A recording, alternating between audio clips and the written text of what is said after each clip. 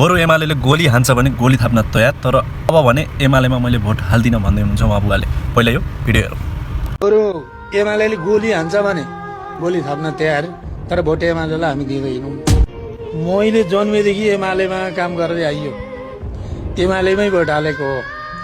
तर अहिले गएर अन्तिममा पिण्ड खाने बेला भएकाले मात्रै ओगट्नु भन्ने पनि छैन नि त्यहाँनिर। त केपी भन्दा अलिक जान्ने बुद्धिजीवी पनि थिए नि त एमालेमा, छैनन् र छन् नि। त आज उसैले मात्रै ओगट्नु पर्ने आवश्यक केही देखिएन नि त। 4 दिन अगाडि उसले राजीनामा दिएको ती हाम्रा छोराछोरी मर्थे, ती धस्से जान मर्दैन थिए नि, दिएन। भरे अन्तिममा त दिनु पर्यो।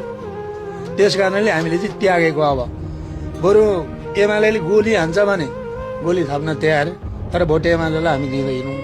उहाँ बुवाले चाहिँ यति राम्रो कुरा गर्नुभयो नि, आहा मलाई चाहिँ अत्यन्तै मन पर्यो। तपाईँहरूलाई चाहिँ मन पर्यो परेन कमेन्ट बक्समा कमेन्ट गर्न चाहिँ नबिर्सनु होला, र सबैको सामु पुग्नको लागि एक सेयर गर्न पनि नबिर्सनु होला। है त।